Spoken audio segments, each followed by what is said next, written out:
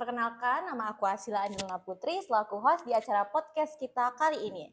Tapi sebelum kita lanjut ke acara selanjutnya, aku pengen ngasih tahu kalian nih, apa sih itu Cermasi? Jadi Cermasi itu tuh cerita bareng Himasi, di mana kita buat podcast dan kita bakal ngundang para bintang tamu mulai dari mahasiswa berprestasi, mahasiswa yang hype abis, ataupun orang-orang yang unpredictable yang gak akan kebayang deh sama kalian. Pokoknya stay tune terus di IG Himasi. Jadi mahasiswa yang punya segudang prestasi pasti jadi impian semua mahasiswa yang ada di dunia ini. Apalagi dapat beasiswa langsung dari sekolah atas semua prestasi yang kita raih. Mungkin itu sih yang dirasain salah satu teman kita yang berasal dari program studi akuntansi kali ini. Tapi sebelum aku panggil teman kita itu, aku pengen kalian lihat cuplikan berikut ini. Check it out. And the gold medal goes to Manjumeni Susetyori from UGM Karate Team.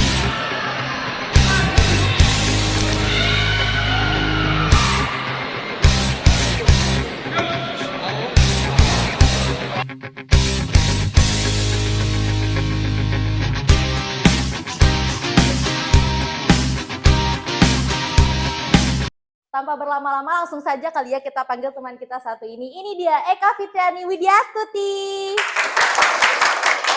Boleh masuk, boleh duduk. Boleh ini dikit dipakai dulu.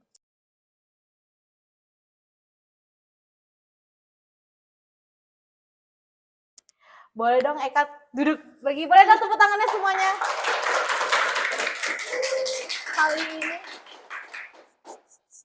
Kali ini kita santai aja ya Kak, kita bakal ngobrol-ngobrol, nggak perlu tegang. Ekanya santai aja. Udah makan kan tadi? Nggak, udah. Oke, udah makan. Mungkin mau relax dulu nih Kak, apa kabar? Alhamdulillah baik. Gimana tadi? Soalnya tadi habis hujan, jadi Ekanya aman kan? Nggak kena hujan gimana-gimana? Aman. Udah makan juga? Ya. Udah minum? Nggak haus kan? Enggak. Oke. Gimana nih Kak, mau kita langsung mulai aja atau Ekanya mau stretching dulu atau gimana? Kayaknya kita harus butuh stretching berdua ya, karena di sini tuh tegang banget Oh, gitu sumpah? kan. Kayak Mau ngapain nih? Kepo. gimana ya? Ada request nggak? Gini ya? Ada request dari Gini. audiens? Boleh. Di depan kali ya? Yang gak enak di tempat duduk. Boleh kali ya? Mau ngapain nih Kak? Nggak tahu. Bantuin atau kalian jangan kayak gitu. Seneng kita pemanasan nanti di depan. Oke. Jadi gini sih. Yang kita mau ngapain dulu nih Kak? Aduh, random banget sumpah. Jadi karena Eka ini salah satu atlet karate di Unisba, dia mau ngajarin kita mungkin pemanasan dulu. Kalau biasa Eka sebelum latihan ngapain aja sih dulu? Ya pemanasan pastinya. Ini ngapain gini-gini? Ya cuman nggak tahu ya. Ini karena biar relax aja gitu ya di situ. Udah sih cuman kayak gitu aja. Ya udah duduk lagi yuk.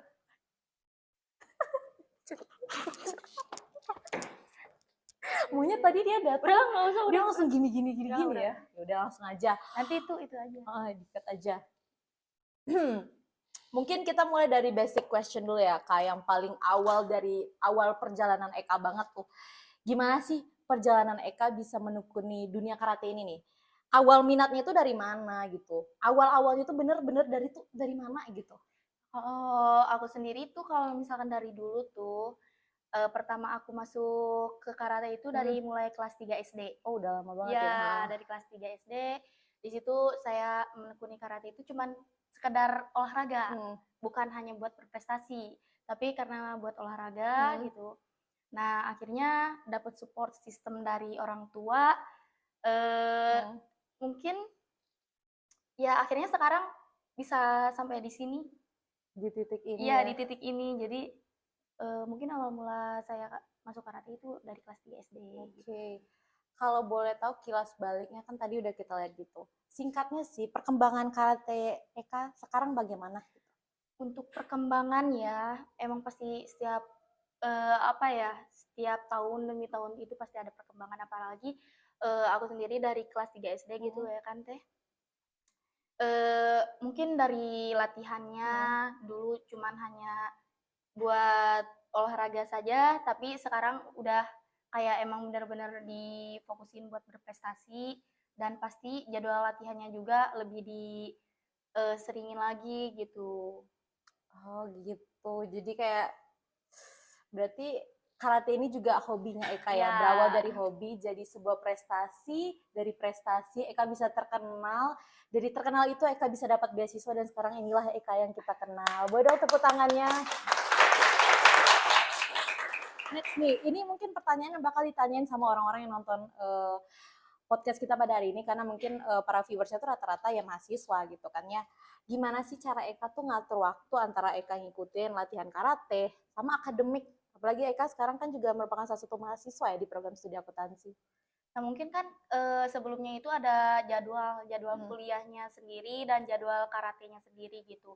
Dan kebetulan jadwal karate aku di sini tuh di malam hari, jadi untuk pagi-paginya mungkin bisa diluangkan untuk perkuliahannya, dan untuk malam harinya juga buat latihan gitu. Jadi mungkin untuk tugas-tugas yang lainnya bisa dikerjakan setelah selesai latihan itu. Jadi gitu. udah otomatis bisa bagi waktu gitu Ya, ya. pastinya harus itu, karena kita harus menyeimbangkan juga gitu antara latihan sama perkuliahnya juga. Jadi life balance Ya, banget ya iya. Eka ini, bagus banget. Boleh dong tepuk tangannya sekali lagi. Terus ini ada satu pertanyaan, mungkin tadi relate sama pertanyaan sebelumnya. Seberapa penting sih disiplin antara berkarir di karate sama kehidupan akademik gitu?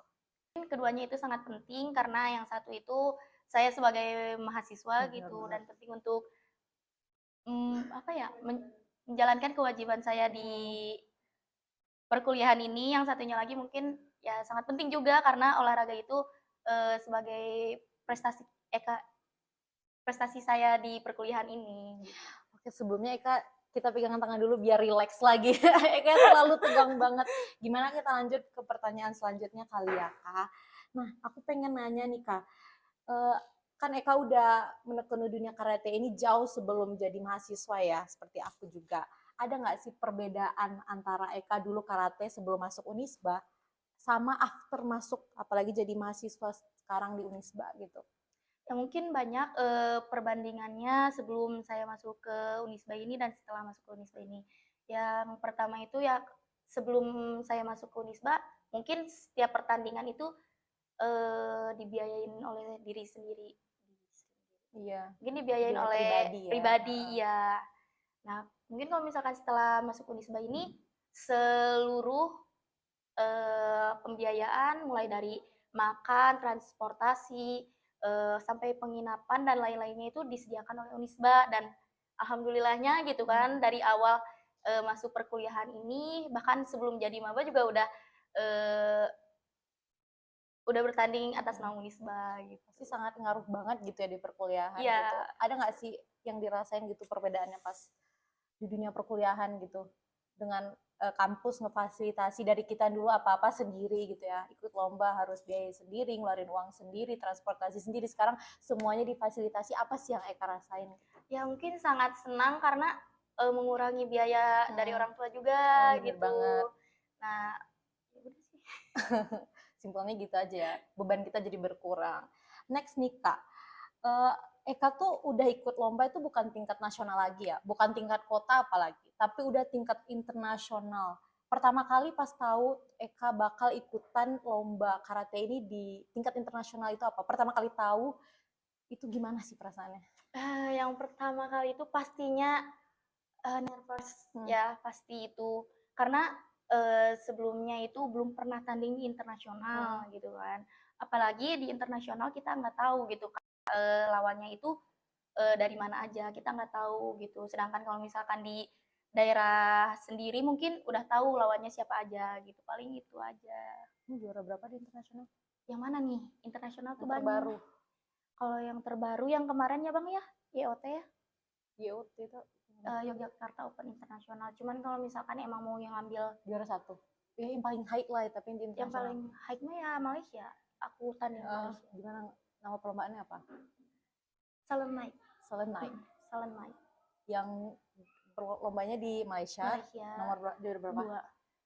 2. Nah teman-teman, FYI buat kalian semua, Eka di tanggal 3 Maret 2024 kemarin ini berhasil memenangkan menjadi juara 2 ya di perlombaan Open Malaysia, bertepatan di Malaysia, tentu tingkatnya juga internasional teman-teman. Boleh dong tepuk tangannya audiensnya. Aduh, bangga banget gitu ya. Itu tuh satu dari sekian banyak perlombaan internasional yang Eka ikuti ya. Tapi itu kebetulan lombanya memang juga di luar negeri. Tapi sebelumnya Eka juga pernah ikut lomba yang tingkat internasional, tapi kebetulan lombanya itu diadakan di Indonesia, tepatnya di kota Yogyakarta ya, Kak.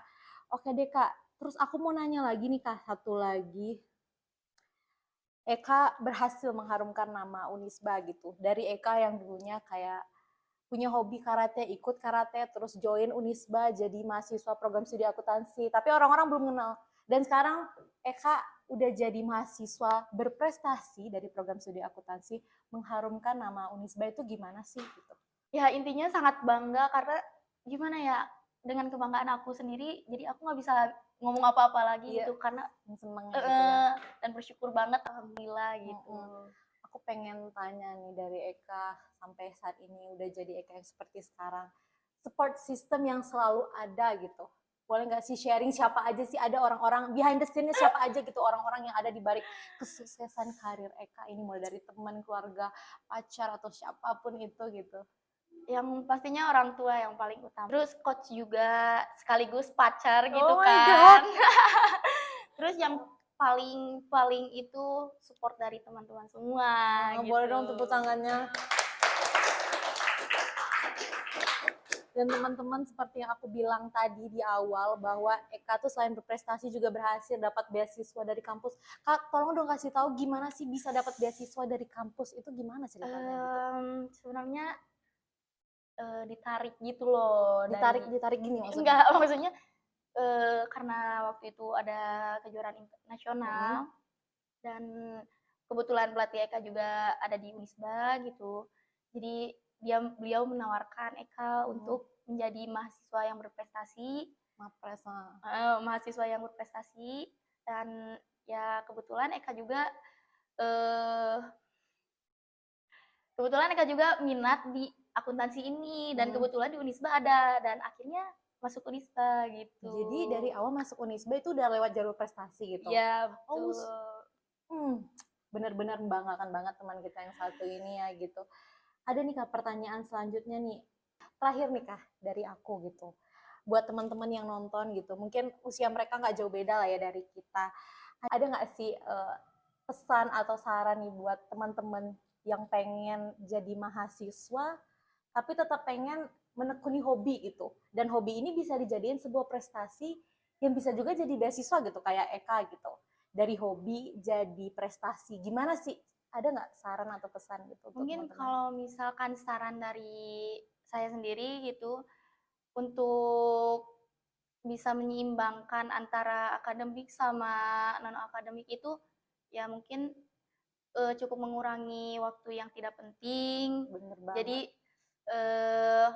main-main sama temennya itu dikurangin Iya. gitu untuk meluangkan hobi Kak. Dikurangi bukannya ditiadakan ya, Iya, dikurangi. Ya, jangan kupu-kupu aja sih sebenarnya kalau misalkan emang kalian mau menyeimbangkan, ya sibukkan dengan hobi-hobi kalian semua gitu. Tuh, dengerin kata Eka, jangan jadi mahasiswa yang kuliah pulang gitu. Kalau bisa kuliah rapat, kuliah lomba gitu ya. Tuh. Bener ya Kak? Ya meskipun capek gitu kan, cuman ada efeknya buat kita gitu. Mungkin ini yang paling terakhir, Eka mau ngomong sesuatu nggak buat teman-teman atau viewers kita gitu yang nonton? Apapun itu bebas, motivasi mereka atau apapun itu. Ya buat kalian semua mungkin yang mau berprestasi dan mendapatkan reward yang sangat besar dari Unisba ini, ya kalian harus join karate, oke? Tuh, dikasih tahu Eka ya gimana salah satu cara gitu biar Ya. bisa jadi mahasiswa. Join karate Unisba ya Kak. Boleh dong tepuk tangannya. Thank you loh Kak udah mau datang ke acara Cermasi kita pada hari ini. Semoga apa yang tadi kita bahas sama Eka bisa menginspirasi kalian semua. Apalagi Eka kan juga sebaya sama kita. Jadi kayak ya jadi bisa lah ya berharap sedikit-sedikit bisa jadi kayak Eka gitu kan ya. Amin.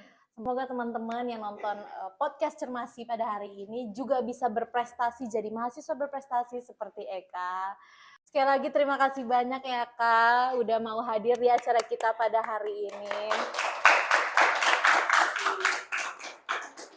Nah, sekian dari aku buat acara Cermasi kita pada episode pertama kali ini. Teman-teman stay tune terus di IG Himasi buat acara Cermasi episode-episode selanjutnya. Tentunya dengan bintang tamu yang seru dan juga baru, hype abis, pokoknya nggak akan terduga deh. Sekali lagi terima kasih buat Eka dan sampai jumpa di Cermasi episode berikutnya. Bye-bye!